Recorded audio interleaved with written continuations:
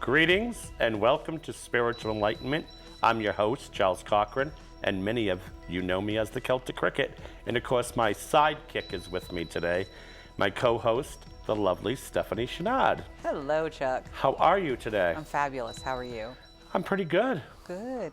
I'm glad you came on with us today, and we'll have our little talk. And what are we talking about today?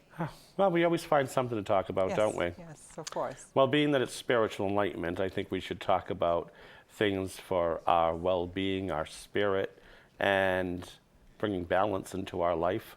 That's actually great because the spring is coming, so a renewal is needed for a lot of people.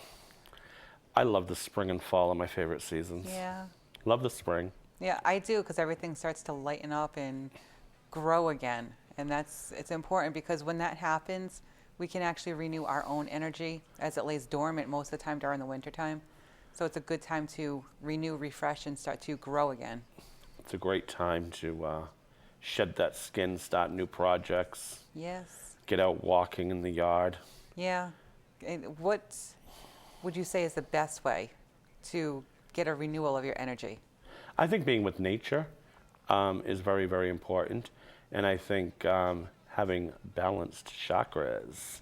Yeah. Today we're talking about chakra colors and the aura.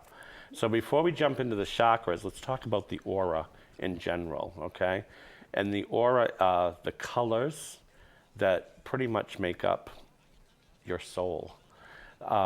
They are the colors of the rainbow, and everyone has an aura. And people ask me all the time, so-and-so has a black aura because they're such a negative person. Nobody has a black aura, okay? You can have a break in your aura. You can have a disturbance in your aura. It can be cloudy. It could be cloudy and fuzzy, yeah. But nobody has a black aura. No. And I want to also say another thing about an aura. Your aura is not 100% pure white. No. You would be dead. Yeah, that would not be a good thing. I get a kick out of talking to people that say that they feel so spiritual that their aura must be all pure white. And no, that's only when you're dead. Now, this might offend some people, but I'm going to say it anyway. But what is your take on aura photography? Well, there's different types of cameras out there, and there's different ways of doing it.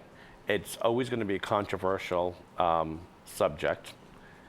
And I've seen good aura photography, and I've seen bad aura photography. From my understanding, and I only know, I believe it's Simon Carillion. Yeah, it's the Carillion photography. I think that is is the the best. only logical one that yes, makes sense. I agree with you. I know a lot of people, if the Carillion photography only happened because he was doing an experiment on his patient and had them touch a charged metal plate that had glass with that. The only reason he caught it was by absolute accident, but happened to catch the aura, which is the energetic charge around the hand. In an actual aura photography, you can only see millimeters around the hand. You cannot ever see like some of these pictures where they're like this. That's almost impossible to get. That's a computer-generated image, in my opinion, because if you put your hand on a plate, but all it's doing is picking up your heat signature and translating that into a color. It doesn't necessarily mean it's your aura per se, because our aura changes constantly. Absolutely. It can change second by second. Right. Depending on your mood, how you feel, right. What's going on around you. Are you happy, you sad? Are you in pain? So on and so forth. Do you feel maybe what you're trying to say is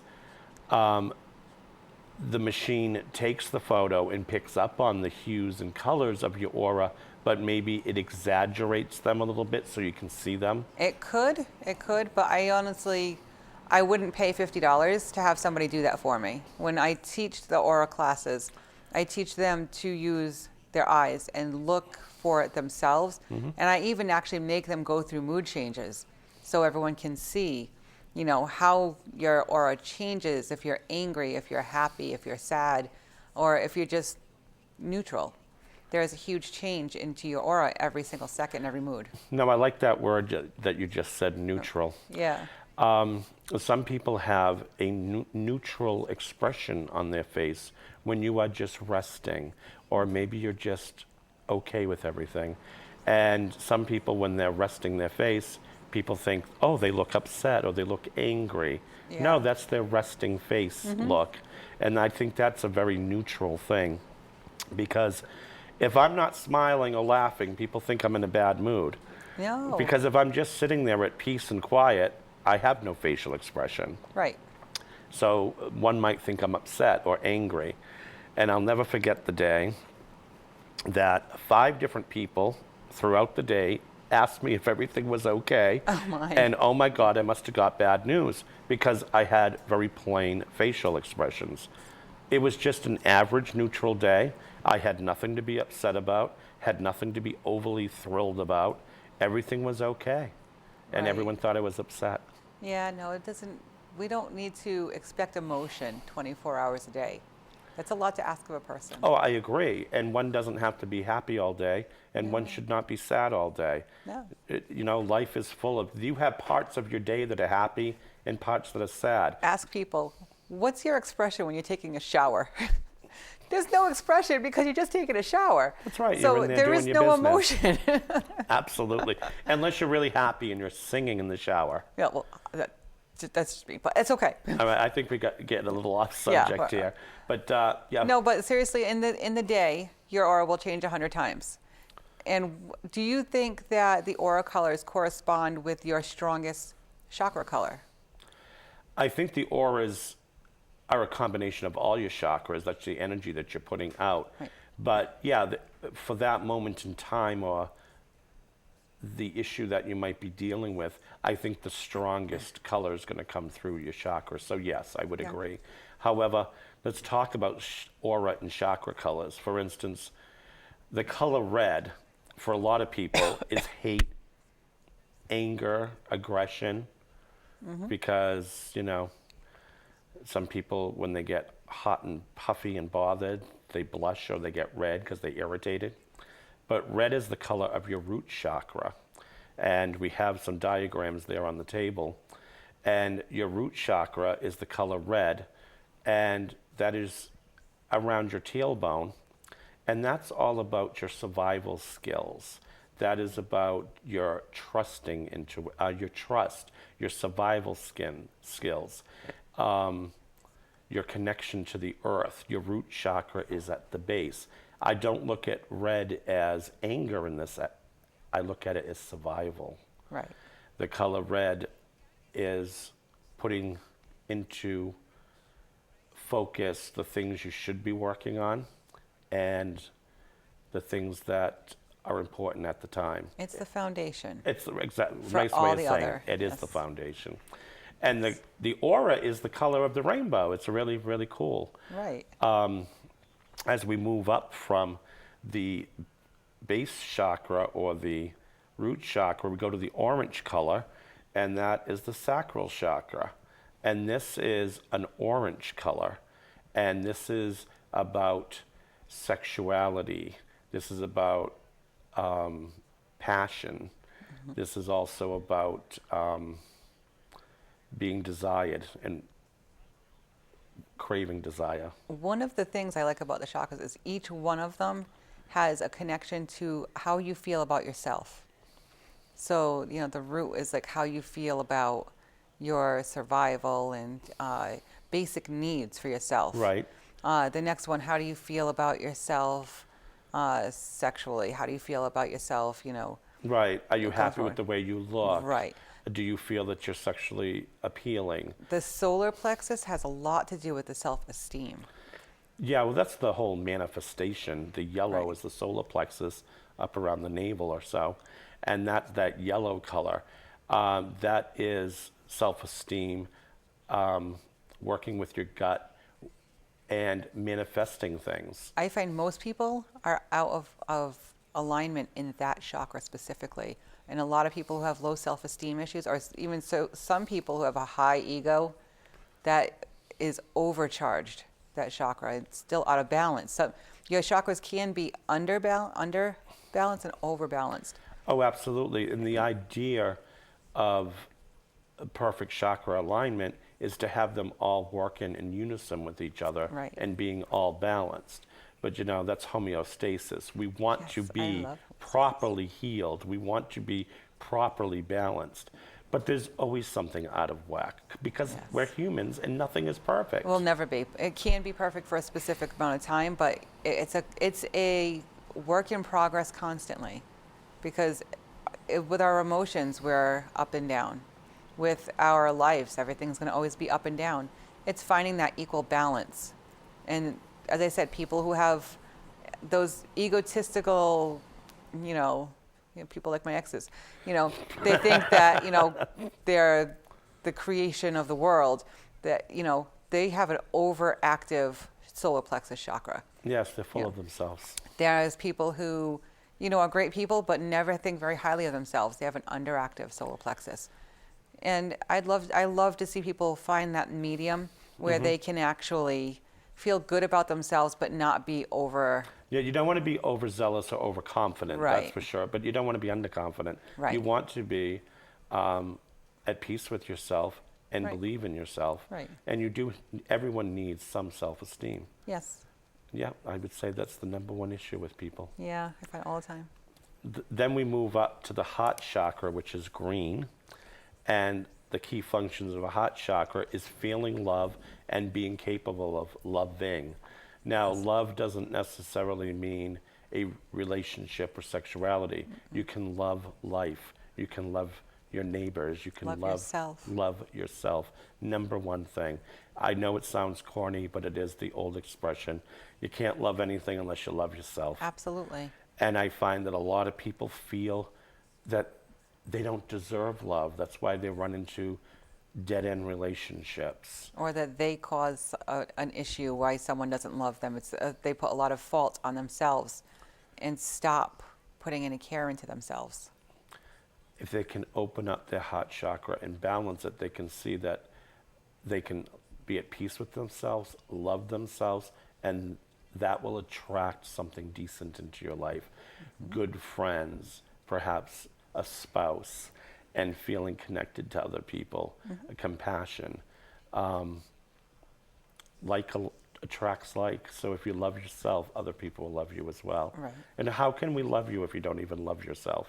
It's true. And It's a tough lesson for people to learn. You may want to, other people may try and fix you, or you may be drawn to people who, share your sense of a lack of identity. But in essence, you're surrounding yourself with the wrong people because they're just bringing you back to where you are now instead of helping you grow. Absolutely. I see trends with people, and everyone can relate to this, I'm sure. A friend of yours is always chasing that dead-end relationship, or your friend is always thinking, I could get involved with that person, but I need to fix this and I need to fix that. They always want to fix other people. Right. That's an indication that they're not loving themselves, that their heart chakra is out of balance, because you cannot go around fixing everyone else unless you're fixed yourself. Right. You can help other people fix themselves, but you got to be okay yourself. And I find people that jump into dead-end relationships, or how come all my relationships end this way? That's your heart chakra. Yeah. And it's just moving on from that, and they can do much nicer. There's more of a satisfaction in life when you're working with a perfectly balanced heart chakra. Absolutely. Love yourself, Love yourself. and we'll love you too. Oh, yes. Everybody loves you, Chuck. And then as we move up from the heart chakra, we go to the throat chakra, which is blue. And that is right around your Adam's apple. And if you don't have one, it's still in that area. That's in that little spot. The key functions of the throat chakra are communication.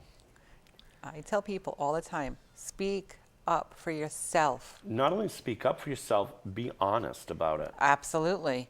Because if you I find people, the more people who are manipulative, lie, things like that, their throat chakra is almost closed. Oh, absolutely. Now, I don't believe you can close it completely, but it's like really moving very slowly, sluggish. A lot of times that's where I see a cloudy area around, but their communication skills lack, because not only do they have to, they're lying, they have to remember their lies, and it causes a lot of anxiety behind that. And that actually helps throw off everything else. Well, sometimes stuttering or stalling can indicate that they're not being honest. Getting a sore throat, these are all signs that your throat chakra is out of whack. I find people who do not speak up for themselves to have a lot of throat issues. They actually, I know one woman specifically where she has a boss who is demanding, which is normal, but overly aggressive, where I want this, 5 seconds later, I want this, why isn't this other thing done? But never ever speaks up. Never speaks up for herself, with herself, her husband. Everybody walks all over this woman. And she's always sick, always has strep, always has something going on in her throat, because her throat chakra is moving so slowly, it can't heal. There is no healing of the area because she's not allowing her body to do what it does. Right. What it needs to do, absolutely. And I'm like, it's unhealthy. It's unhealthy. It's okay to speak up for yourself as long as you do it nicely. You know, sometimes one does have to bite their tongue, but as a rule of thumb, we should not. No, I say if there's something that needs to be said and it's the truth, there's always a tactful way of saying it. Absolutely. You don't have to be rude. Right. You don't have to sound like a politician. Just, Right. you know, you don't have to sugarcoat it either. No, But use just common sense, some good etiquette, and be honest and release it. In her situation, I said, why don't you say to him, I would love to do that for you. Just let me finish up this first task you gave me and I'll get right on that. That is the biggest issue. People don't communicate effectively. Right. And not that everyone's a mind reader, but if you need help, you need to ask for it. And people are afraid to speak up. Well, think about this. And this is one of the classes I'm taking is an anthropology course. The woman will blow your mind. She's amazing. But she says, what is the first thing you're taught in elementary school? To sit down and shut up. Yep. We are taught from childhood that we are not allowed to talk unless somebody of authority tells us it's okay. And with that, it drags into adulthood. And we're taught to never go against authority, to sit down, shut up, and do your job. Well, that doesn't really, that's not really productive in our adult life. No, and that's the thing. A lot of people come from doing that. Their throat chakras are suppressed all the way through childhood. You know, your mom's on the phone, sit down, shut up, you know. Okay, I tell my daughter the same thing, but I tell her, give me a few minutes and I'll listen to what you have to say. When I'm off the phone, I'll listen. But a lot of parents are like, all right, be quiet, I'm on the phone.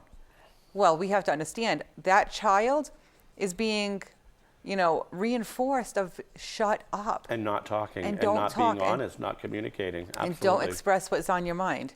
So we need to remember that as we go forward, not only be aware of our own system, but be aware of what you're teaching your children as well. We're going to move up a little bit. One of my favorites. The third eye. Yay. The third eye, or the brow chakra, is your intuition. It is trusting your intuition. It is insight. This is where your psychic development comes from. Yes. The third eye is awesome for seeing into things and getting the knowledge. Trust your intuition and work with your intuition. I have so many clients that come to me and they say that their third eye chakra is blocked because their intuitive skills are not working. We can meditate, you can ask it to open, but here's the problem with the chakras. If one's out of whack, they all need to be aligned. Right. Need to do some good healing. And you can do this through meditation, stone work, and of course, Reiki. Yeah. It's all tied into each other. But it is a good thing to have a third eye chakra well balanced so we can get the insight that we need. And sometimes when it's wide open, you get more than you bargained for and see too much, just like the solar plexus. Yes, you don't have enough self-esteem. You have too much self-esteem. Right. The same can be said for any of the chakras. Now, with this one, when I'm working, doing the work, the psychic work that we do, a lot of times my third eye will start vibrating. And it's a great feeling because you don't really feel the vibration with all of your chakras, but with the third eye especially, you can feel it's like tingles over your skin. It's actually, I love working with Yeah, that. I don't call it a tingle. I call it more of a throb. Yours is a throb. Yeah, I got this like little tingly going on. when it's kicking in, it's dramatic. It is, and it's that connection. You can look into the past, you can look into the future, you can look into the other side, look into the spirit realm where your guides are, and astral travel starts there. Well, yes, and it's very good. Like we could be sitting here, and with our third eye chakra open, we can see what's going on at home. I do that all the time, actually. Check in, yeah, absolutely. I actually check in at my daughter at school.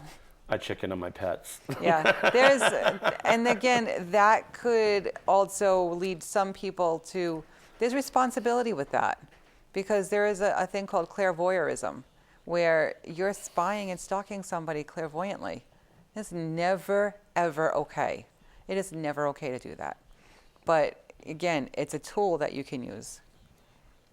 But we don't use that one. But we can use that for our loved ones and your chickens. I Yes. like to know what the pets are doing when That's I'm not right. home. They might need me for something. Yeah, Bridget could be getting herself in trouble. And then we're going to move up from the third eye to the crown chakra. Yes. And the crown chakra is our spiritual beliefs, our connection to the universe, our connection to the divine powers, the heavens, the gods. This is, I am connected. I have a purpose here. Yes. I am connected to spirituality and the great divine powers. I am connected to the universe. Is that also the connection to the Akashic Records? Absolutely. So, yeah, love that. I know we did a whole show on that. We did. And the information about the chakras and, Reiki, getting your chakras balanced by a Reiki master is a good thing to do. Doing a meditation on the chakras. This is all the colors of the aura. They make our core soul. And to have them balanced is pretty much you're being in the state of homeostasis. I use a lot of times our stones, and I'll lay down, put the stones over the chakras. Yep. But as I was sitting here, I was thinking, couldn't we also use floral, like different colored flowers? Absolutely. On the chakras as well. You can do anything. There's so many different things you can do with the chakras. You can do different colors. You can do different scents, and so on and so forth. There's actually oil blends that correspond with the chakras as Yes, well. I know I make a few. I know you do. I buy them. I'm going to do, if we have time, to do a really quick chakra meditation. Let's do it. Okay. All right. Everyone at home, take a deep breath in through your nose, hold it, and exhale out of the mouth. One more time. A nice deep breath through the nose and exit through the mouth. And our final deep breath in through the nose and exit through the mouth. Keeping your eyes closed, I want you to envision the color of red around your tailbone. The color red is your base or root chakra. I have common sense and survival skills. I will make good decisions and I will take care of myself.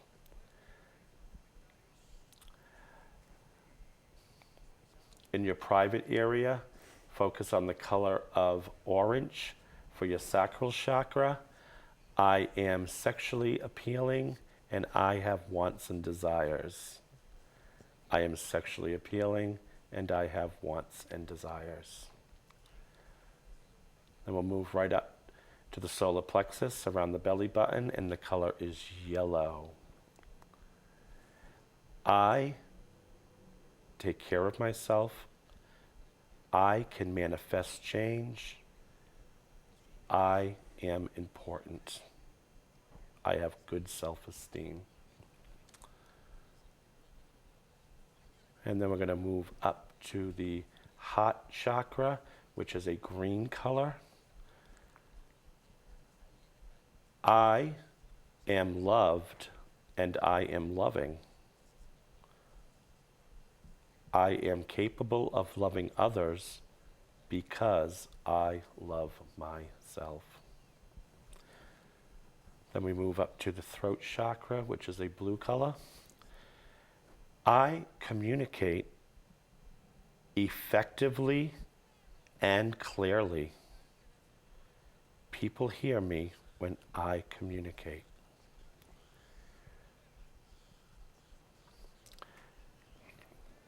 We're going to go up to the third eye chakra between the eyes.